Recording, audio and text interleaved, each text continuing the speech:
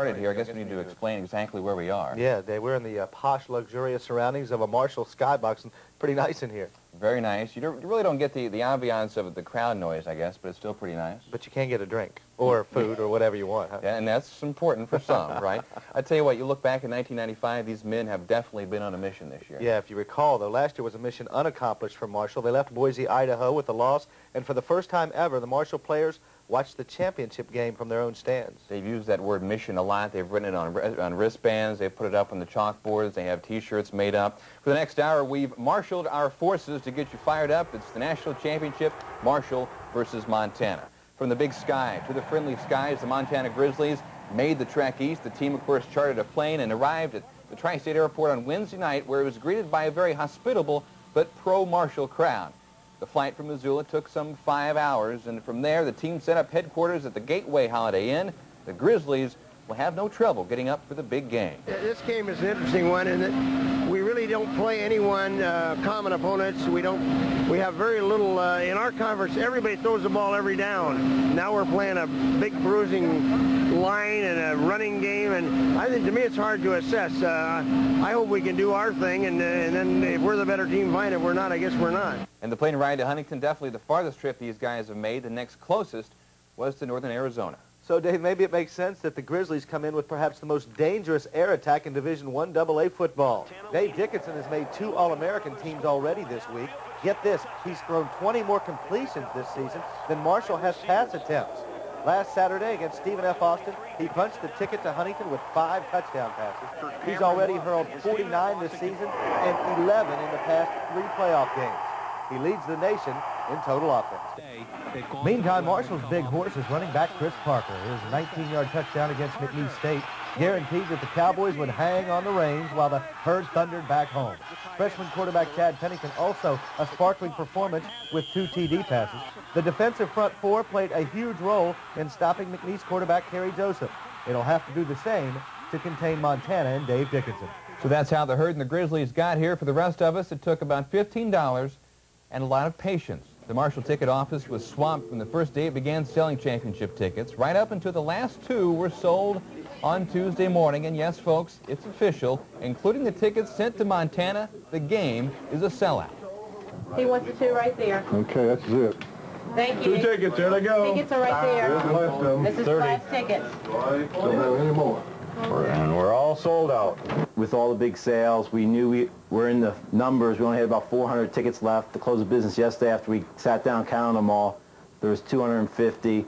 So I was expecting by 8:30 they all be gone. 8:33, we're off by 3 minutes. So it should be standing room only tomorrow afternoon. Fan support is certainly what's kept this team going this year. That's right, Dave. I remember when we were young Marshall fans, we used to cheer incomplete passes. It was pretty bad, but things have changed these days. There's no question about it. And as Tim Geyer has found out, these kids have a team they can really get behind.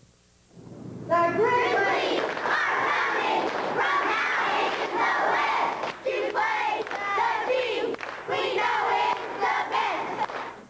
Herd spirit runs high at Pea Ridge Elementary School as 5th graders lead the charge, rapping out just what they think will happen to the Grizzlies when they tangle with the herd. When we beat them here, then now, Chad, Rich, and Ricky too will run those Grizzlies into shoot.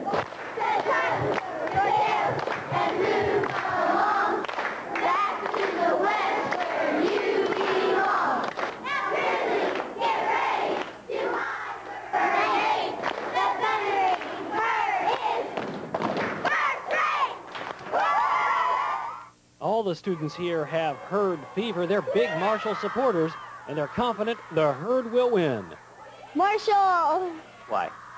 Because they're really good and they win a lot. They're a good team and they know how to play good. Better than the Grizzlies? Yeah. Because they work hard and they practice a lot and they know what they're doing. Marshall, definitely, because they work hard in all their games and they brought it up another level, so I think they're going to beat them. If the herd can take some of this enthusiasm onto the field with them, they might indeed be able to grind those Grizzlies into stew. For the Mission Countdown, I'm Tim Geyer. And maybe the best part for Marshall is that there are fans spread out everywhere. They're not just located in Huntington, right, Dave? That's right, Keith. People throughout the state interested in this ball game, and for the ones that can't come personally, you'll find them at the local establishments glued to ESPN. Our Tamsin Fidel caught some of those fans to talk about Championship Saturday. Marshall, Montana, and Joey's of Charleston, all with one thing in common. They're gearing up for the championship. We'll have a game on, we'll have complimentary hors d'oeuvres, we'll fill the whole house up. A house full of fans. The coach did an excellent job bringing that team from 7 points down to win that game last Saturday, and we're real proud of him. I think Marshall is going to completely annihilate Montana. It's going to be a good game on Saturday.